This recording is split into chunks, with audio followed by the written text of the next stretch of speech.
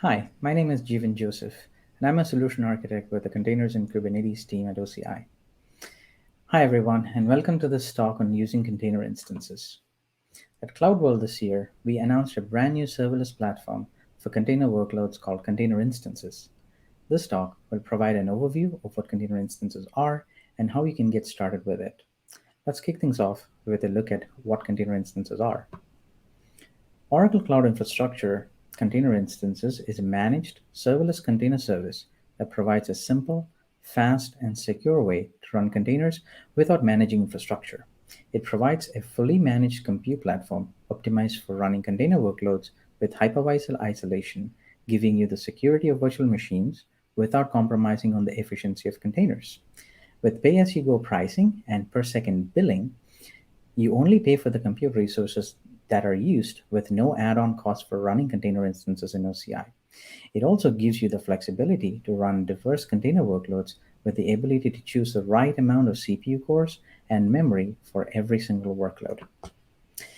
Container instances are really centered around four core tenets: simplicity, speed, security, and cost optimization. With container instances, there is no need to run or manage VMs or keep them patched or do any kind of infrastructure management. Container instances offer a model where you can easily launch containers at very large scales in a very short amount of time.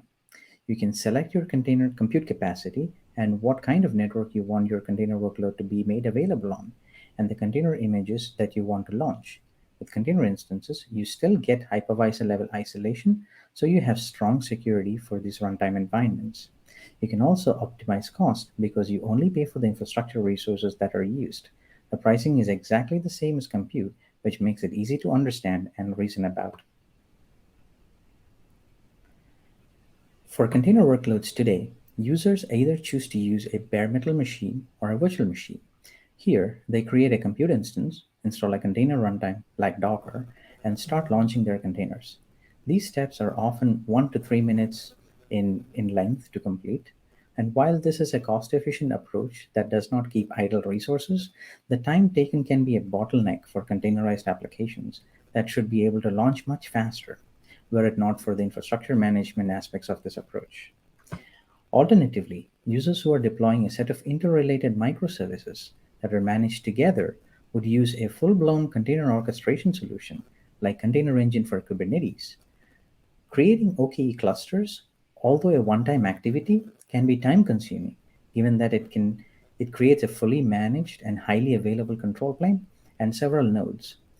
Container launches are fast after the initial infrastructure provisioning.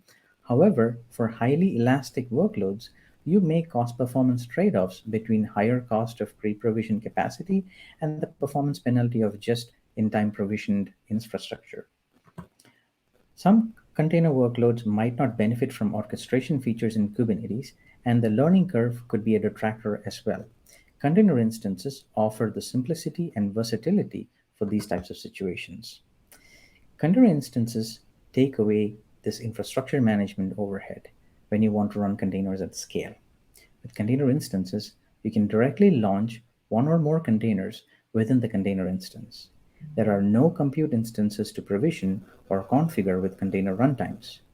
When the container instance launches, the containers you specify are started and you're ready to use them.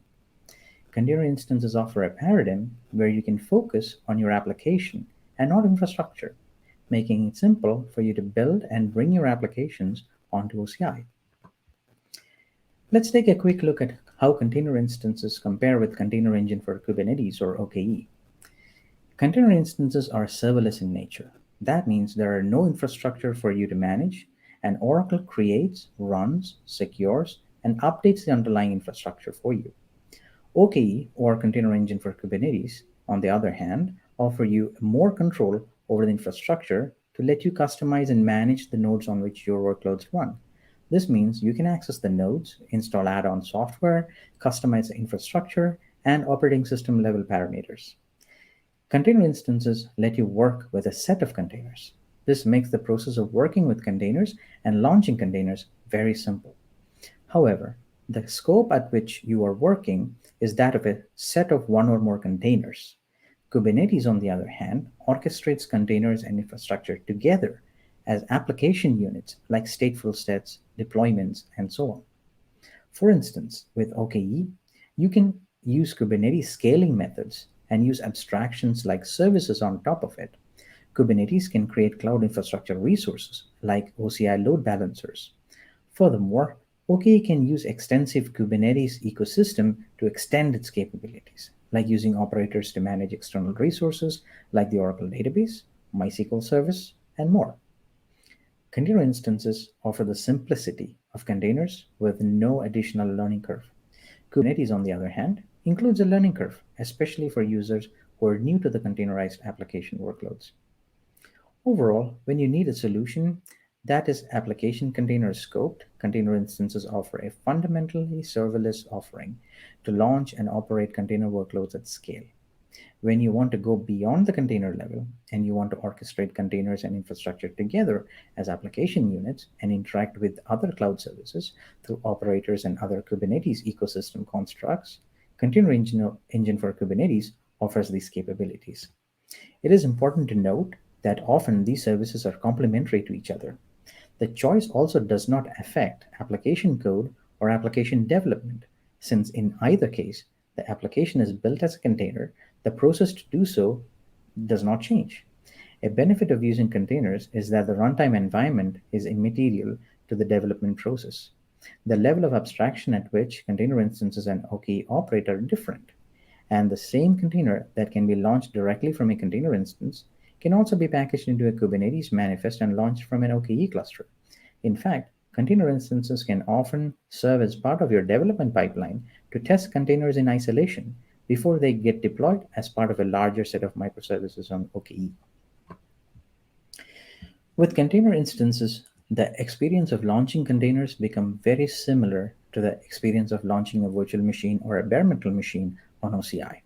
The user experience for container instances exemplify how easy it is to get started with it.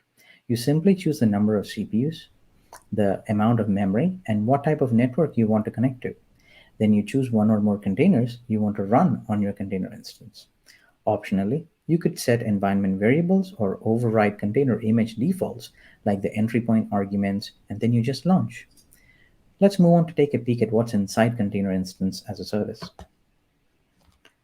Container instances are running on the OCI compute platform using our hypervisor.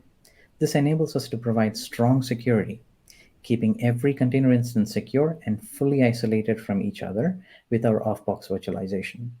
Each container instance uses a minified Oracle Linux distribution with a microkernel developed at OCI. This helps users launch containers much faster than launching a VM, setting up container instance, launching a VM, setting up container runtimes, and so on. The container instance comes with pre-configured container runtime, which is containerd. When a container instance is launched, the images specified for the container instance are pulled, environment variables are set, and the containers are started. The image shown here shows the structure with container instances, and two of those container instances are not expanded but benefit from the hypervisor level isolation that it enjoys. Container instances offer the flexibility to select the amount of compute resources to meet the exact needs of different applications. With the ability to allocate up to 64 cores and 1024 gigabytes of memory or 1 terabyte of memory, container instances are designed to support workloads that range from the most trivial jobs to the most highly resource intensive workloads. Container instances can have multiple containers, and the CPU and memory for a container instance are shared by the containers within it. Each container can be throttled so as not to hog the resources inside a container instance as well. This is done by allocating vCPUs to the containers within a container instance. A vCPU is a value that represents the available CPU resources a container can use. For for a container instance with 4 OCPUs, a value of 0.25 vCPU or for a container means that the container is guaranteed one OCPU or 25% of the total available 4 OCPUs. We will look at this in more detail during our demo. Container instances can also set custom restart policies that control how containers that exit are handled, giving you more flexibility in how your workloads are managed. Let's examine the network aspects of container instance next. Container instances can leverage the OCI networking features like VCNs and NSGs. At the time of creating a container instance, the user selects the VCN and the subnet to launch the container instance in. Container instances can optionally have public IP addresses as well. Within the container instance, the networking is very similar in architecture to that of the Kubernetes pod networking model. Inside a container instance, there are no bridges or switches. Each container within a container instance can communicate with other containers over the loopback network address or localhost. They can also communicate with each other over shared storage volumes. Containers can publish ports that can be exposed through the container instance as well. It is up to the containers to maintain port separation, however. Container instances can also interact with other OCI services. Container instances can be given resource principals, enabling policy-based access to other OCI services. Container instances can run pretty much any workload. However, some workload types are ideally suited for it. This can include stateless APIs that provide data transformation or act as an entry point or act as a front to in-memory systems that perform fast cache lookups, for instance. These workloads can very easily scale horizontally using container instances, simply by creating more container instances that run the same containers. Another use case would be processing media streams. In these cases, where on demand video transcoding is done, a platform like container instances can quickly spin up multiple transcode jobs. Depending on the runtime conditions, like the number of viewers of the stream and transcoding quality required, you could start multiple container instances to scale your transcode jobs horizontally. AI and ML training and other MapReduce style workloads are inherently distributed and they're inherently siloed, and these can be a good fit as well. These workloads greatly benefit from the ability to bring up several container instances quickly to crunch through datasets. Any kind of distributed workload of this nature can benefit from the cost optimization as well, since these instances only need to be kept for the duration of the job, and the container instance can be configured to terminate itself after the container's exit. Web applications and microsites that are centered around serving content and microservices that deliver content experiences typically do not require extensive container orchestration and can also leverage the benefits of container instances. Container instances are charged only during the time the instances are running. This combined with the ability to quickly create and destroy container instances, it makes the platform ideal for workloads that are ephemeral in nature. Consider a development workflow where you're developing a containerized application. You might not be able to run this container directly on your workstation for many reasons. Perhaps the container might need access to a restricted database that is not reachable from your workstation, or it might be too resource intensive to directly run on your workstation. In these types of scenarios, running these containers on a container instance provides the ability to seamlessly test as part of your development workflow. If you use a CI/CD system, rather than having build workers be idle or build jobs getting queued for worker availability, with container instances, you can spin up build workers when required and only pay for the duration of the CI/CD process. ETL is a similar example, where an automation can create new container instances to run your ETL jobs when new data is available to be processed. A sudden spike in the incoming data or the incoming data volume can be easily handled with simple mechanisms like just scaling up the number of container instances. And this can be used to address, any kind of spikes you might receive.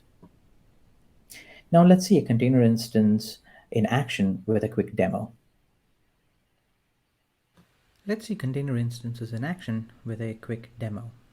I'm already on the container instances page, and I'm going to create a brand new container instance. The create workflow first asks me for a name for this container instance. In this case, let me provide a name, CloudWorld. Next is the compartment, and I choose my default app dev compartment to place my container instance in. I can also choose which availability domain in this region to place my container instance in, and also control what fault domain I want to place this in. I'm going to let Oracle manage the fault domain for me and choose availability domain 1.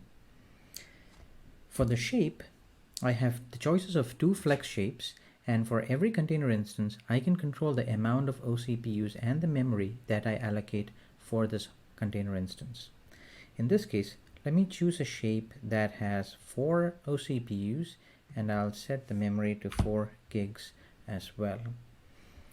For networking, I have the option of creating a brand new virtual cloud network, choosing an existing VCN, or entering the OCID of an existing subnet. I'm going to choose an existing VCN and choose an existing subnet from that VCN. I'm also going to assign a public IPv4 address to my container instance. For the networking advanced options, I can see that I have access to other networking options like network security groups to manage traffic to this container instance. On the advanced options for the container instance, I see options for graceful shutdown timeout and also container restart policy. When a container instance is terminated, the containers within that instance is also given an opportunity to terminate gracefully. The graceful shutdown timeout sets this timeout value. Once this value has been passed, the containers within a container instance is forcibly terminated. This is important if your containers need to gracefully exit and release resources such as database connections. The container restart policy indicates how to deal with containers within a container instance that have stopped functioning or exited. A policy of always will restart the container whenever that container exits or crashes. A policy of never will ensure that the container instance will not attempt to restart a container that is in the exited status. On failure looks at the exit code for a given container and restarts containers that have a non-zero exit status. Next, let's move on to the containers themselves. I can choose multiple containers within this container instance.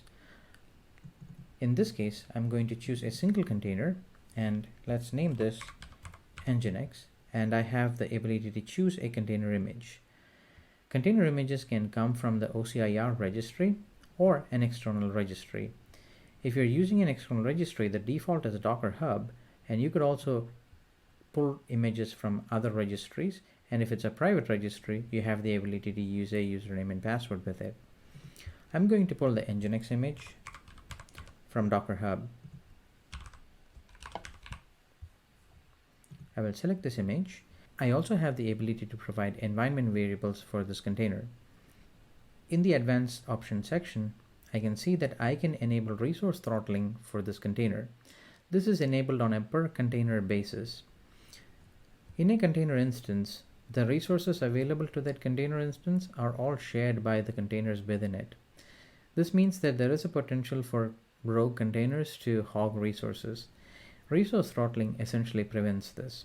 In this case, I can limit my Nginx container to be about 25% of my total available CPU cores in the container instance. So my Nginx container can get up to 1 CPU core here. And I'll also set this to 50% of the memory, so it can get up to 2 gigs of memory. Startup options helps you override some of the container image defaults for the working directory, the command, and entry point arguments. You can also set tags on this container instance. Let's go ahead and review, and let's launch this container instance.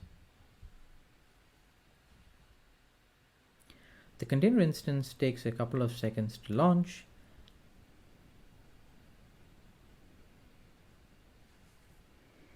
Our container instance is active now, and we have a public IP address. Let's copy the public IP address and open it in a new tab to see if our container is available on this public IP address. And there we have it. We have an Nginx container responding to our GET request. We can also see multiple metrics that are associated with the container instance, and the individual containers that are inside this container instance. Let's use the Cloud Shell to pump some requests at this container instance now.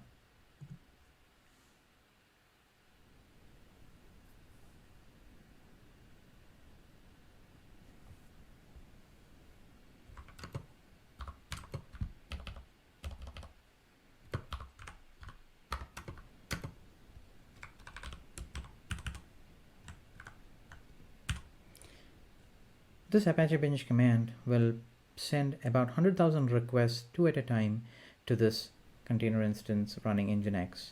Let's see how that proceeds.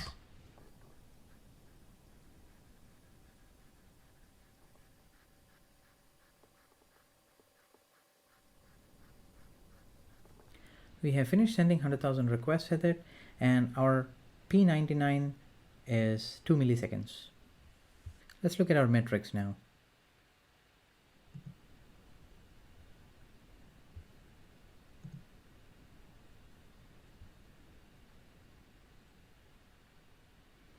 We can see a spike in our consumption, and then when the load is over, we can see a drop. That's it for the demo today. Thank you. To recap, Oracle Cloud Infrastructure Container Instances is a managed serverless container service that provides a simple, fast, and secure way to run containers without managing infrastructure. It provides a fully managed compute optimized for running container workloads with hypervisor level isolation, giving you the security of virtual machines without compromising the efficiency of containers. With pay-as-you-go pricing and per-second billing, you only pay for the compute resources used, with no add-on cost for running container instances in OCI. It also gives you the flexibility to run diverse container workloads with the ability to choose the right amount of CPU cores and memory for every single workload. It seamlessly integrates with OCI services such as VCNs or virtual cloud networks, identity and access management to provide a full-featured platform for your container workloads.